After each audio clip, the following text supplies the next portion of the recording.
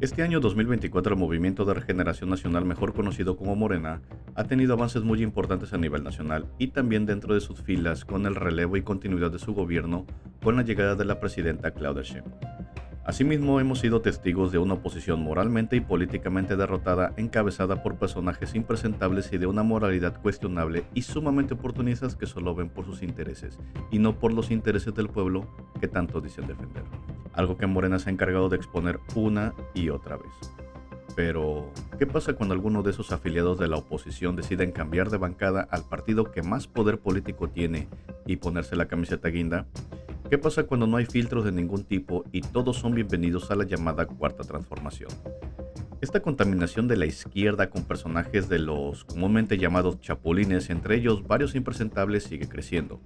Por mencionar algunos, Erubiel Ávila denunciado por el PAN por peculado y desvío de recursos y sobornos. Alejandro Murat señalado por obstaculizar un proceso de justicia por feminicidio y en una trama de corrupción en el sexenio de Peña Nieto. Luis Miranda Barrera, hijo del priista Luis Miranda Nava, quien es compadre del expresidente Peña Nieto. Eugenio Hernández Flores, acusado por peculado y operaciones con recursos de procedencia ilícita.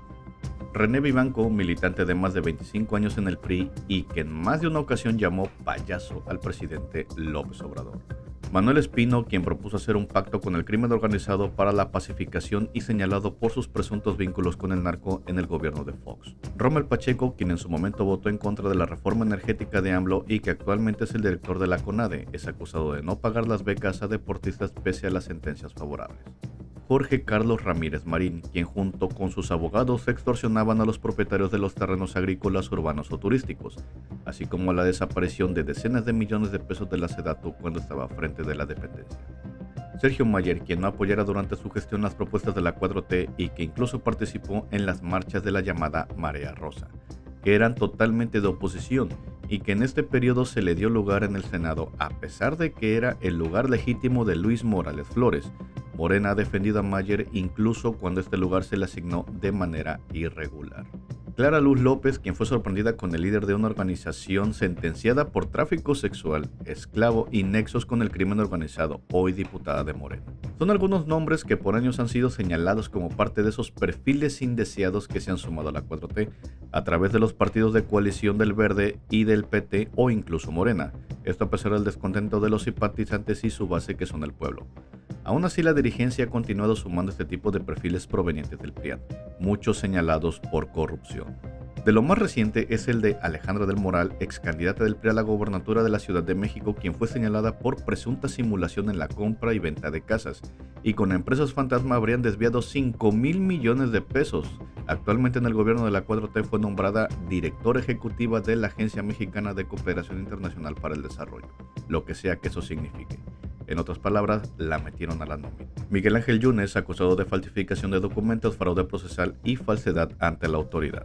Asimismo, hace unas semanas destaca el caso de Jorge Luis Lavalle Mauri, quien presenta actualmente un proceso penal por los sobornos de Odebrecht. Su nombramiento como titular de la Secretaría de Desarrollo Económico por parte de la gobernadora Laida Sansores generó un gran descontento y rechazo en la gente simpatizante de Morena. Aquí nos debemos preguntar, si la determinación de la 4T, del movimiento y de la propia Claudia Sheinbaum para alcanzar los objetivos no debería de pasar por un filtro de la mínima ética, entonces si el fin justifica los medios, eso quiere decir que se puede integrar a lo más podrido de la política, y si es así, ¿cuál es la diferencia con el PRIAN? Así también los perfiles que a pesar de denuncias y escándalos siguen con control político dentro del movimiento. Figuras como Pedro Aces han sido acusados de imponer comisiones legislativas mediante amenazas, un voto fantasma a favor de la reforma cuando estaba fuera del país, así como la contratación de una empresa española para borrar contenido de la red desfavorable de su persona. Como Ricardo Monreal, vicecoordinador y coordinador de Morena dentro de la Cámara de Diputados, que ha sido señalado por la compra de 13.300 ejemplares de su propio libro, uso de helicópteros fiscales para uso privado e irregularidades financieras durante su gestión como presidente de la Jucopo. Esto señalado por Adán Augusto López. Un conflicto que rápidamente escaló y se necesitó la intervención de la presidenta Claudia Sheinbaum para calmar los ánimos. Esto al mismo tiempo evidenció la lucha interna por mayor poder y control dentro del movimiento. Con todo esto, la pregunta sería la siguiente. ¿Cuántos personajes como los antes mencionados se necesitan para echar a perder un proyecto de nación? En mi opinión personal, las respuestas de la presidenta ante estas situaciones, por ejemplo con la Valle Mauri, han sido muy tibias y donde incluso Luisa María Alcalde salió a defender la asignación de este personaje. Señales como estas no se ven bien por la base de Morena, ya que refleja acciones similares a los que en su momento hizo Fox, Calderón o Peña Nieto, donde se hacían de la vista gorda ante acciones que podemos denominar como cuestionables. Morena, así como en la reforma al Poder Judicial, existirá un tribunal de disciplina judicial. Así debería de haber un tribunal o comisión que vigile, investigue y que de ser necesario tome acciones, sanciones o expulse a quienes no sigan los principios de Morena. No mentir, no robar, no traicionar al pueblo. Y así evitar que se siga minando la 4T con actos cuestionables y poco éticos.